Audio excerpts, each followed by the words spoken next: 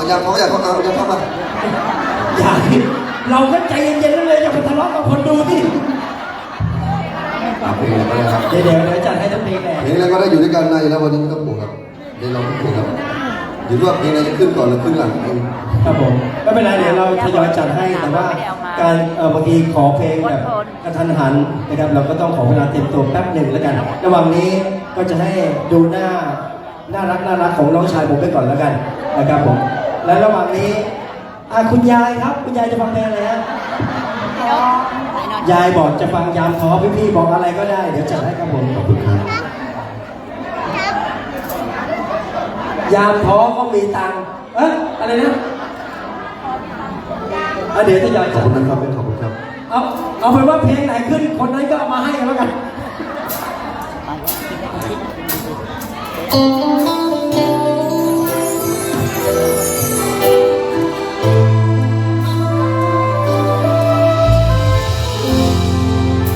ฟังไม่เคลียร์ครับไม่ได้ร้องนาน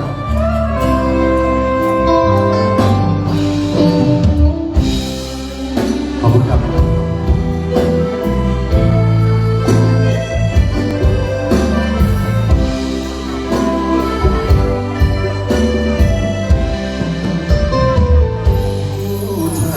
ใจว่าอยากมีคนนั่งสบตาแล้วเธอก็เข้ามาเหมือนฟ้าส่งมาให้เจอได้มองทุกวันจนเก็บไปฝันไปเพ้ออยากบอกว่าฉันชอบเธอแต่ไม่กล้าเอ่ยออกมาไรจอมพอมีสิทธิ์บ้างไม่น้อยเพื่อทำให้คนโง่สอนเข้ามาศึกษาหัวใจทำให้รักเธอส่ง